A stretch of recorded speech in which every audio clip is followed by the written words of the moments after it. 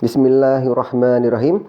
Assalamualaikum warahmatullahi wabarakatuh. Hai teman-teman, selamat datang di channel saya, Yudi Generasi Penerus. Semoga kita senantiasa dalam keadaan sehat selalu ya.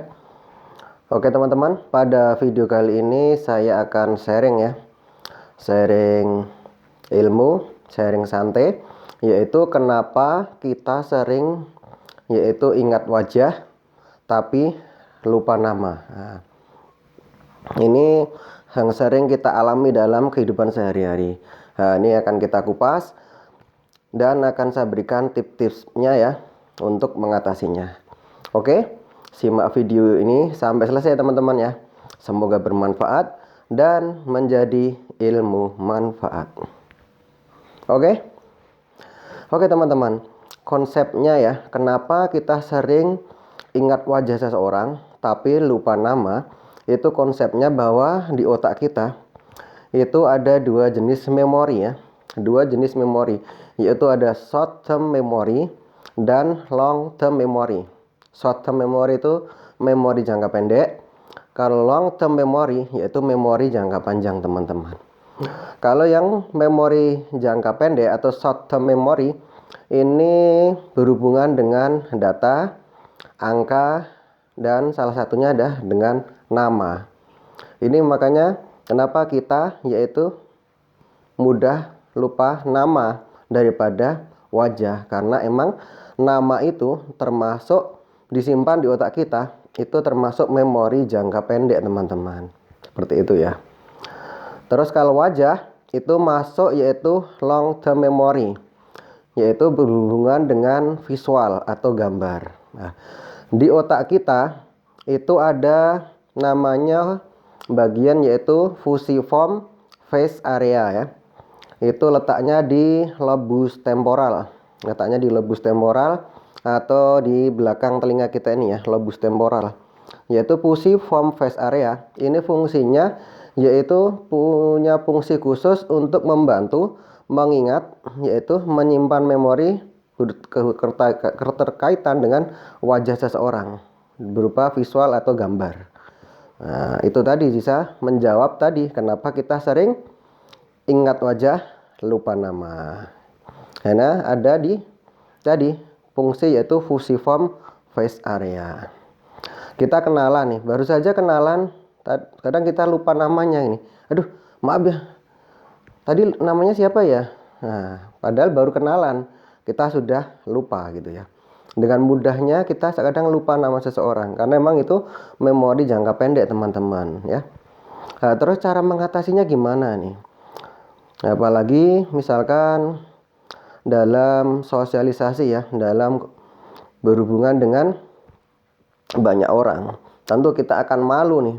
Udah pernah kenalan tapi mau nanya lagi ya, namanya siapa, kan malu gitu. Tapi kalau nggak nanya, kita nggak bisa manggil namanya. Nah, seperti itu. Terus mengatasinya gimana? Akan saya berikan tipsnya teman-teman ya. Yang pertama, tak kala kita kenalan dengan seseorang, cobalah mengulang namanya minimal 2-3 kali nama orang tersebut. Jadi misalkan kenalan, misalkan saya kenalan namanya, siapa namanya Mbak? Oh, misalkan seperti itu ya. Oh, namanya Rizky, misalkan seperti itu. Wah, coba kita ulang nama itu. Oh, Rizky. Nah, ini Rizky rumahnya di mana? Misalkan seperti itu. Langsung kita coba sebut namanya itu dan kita ulang. Minimal 2-3 kali misalkan. Oh, Rizky rumahnya di mana nih? Gitu misalkan. Terus dulu alumni mana? Kita sebut lagi namanya. Nah, 2-3 kali minimal membantu kita mengingat nama tersebut. Seperti itu ya. Itu yang pertama. Yang kedua cari khas namanya, ciri khas ya, ciri khas namanya. Misalkan namanya tadi, misalkan kita kenalan dengan namanya Rizky. Nah, kita kembangkan aja namanya itu. Wah, namanya Rizky, namanya yang bagus ya. Nah gitu. Tentu harapan orang tuanya pengen anaknya ini rezekinya bagus nih. Nah, seperti itu contohnya ya. Jadi kita kembangkan ciri khas namanya gitu. Jadi membantu mengingat nama seseorang tersebut. Selain tadi yang pertama kita ulang 2-3 kali kita repeat ya. Yang kedua, kita cari ciri khas namanya, kita kembangkan untuk membantu mengingatnya, seperti itu. Yang ketiga itu catat dan beri tanda khusus. Nah, tadi untuk yang poin yang ketiga ini, mencatatnya jangan waktu di depan orangnya ya. Jadi tak kala orang itu udah pergi, kita punya buku harian nih, lah kita catat nih, oh kenalan pada bulan ini ya, misalkan bulan Januari.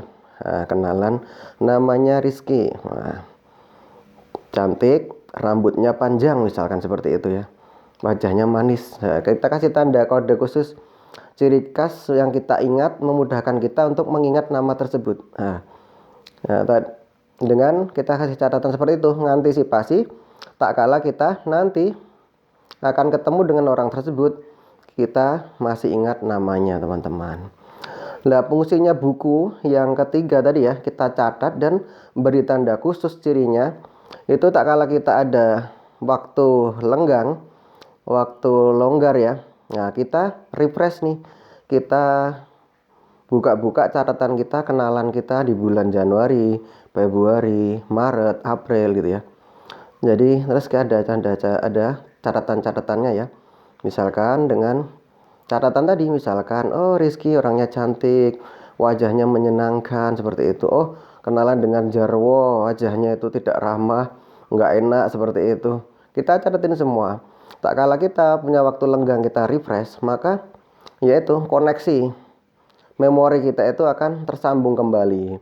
Tak kala kita ketemu dengan teman kita yang sudah berkenalan, insya Allah masih kita ingat namanya, seperti itu. Misalkan saya 2 bulan yang lalu itu training pelatihan, nah saya ketemu nih, namanya tuh Mas Agung. Nah saya catat tuh, saya waktu longgar saya baca. Nah jadi waktu ketemu lagi pun saya masih ingat, oh namanya Mas Agung. Jadi waktu ketemu saya panggil namanya, Mas Agung, nah gimana kabarnya, seperti itu.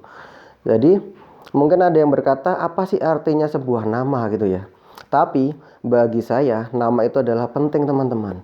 Karena dengan kita mengingat nama seseorang, menunjukkan bahwa kita itu pribadi yang akrab.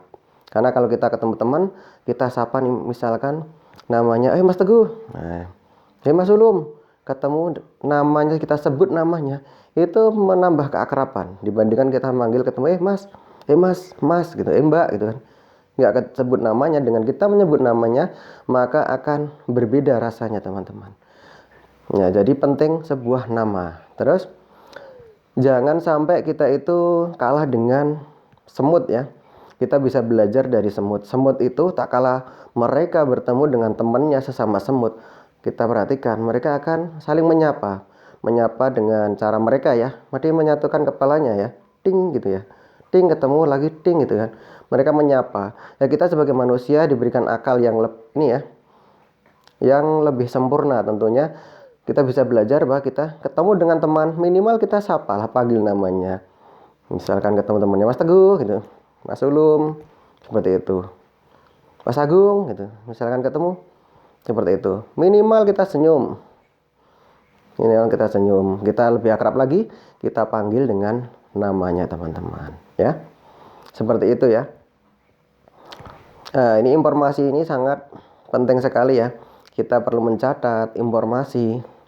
Ini sangat penting dalam kita manfaatkan dalam kehidupan sehari-hari, bahkan dunia pekerjaan. Saya di marketing itu 10 tahun teman-teman ya. Alhamdulillah pengalaman di marketing 10 tahun.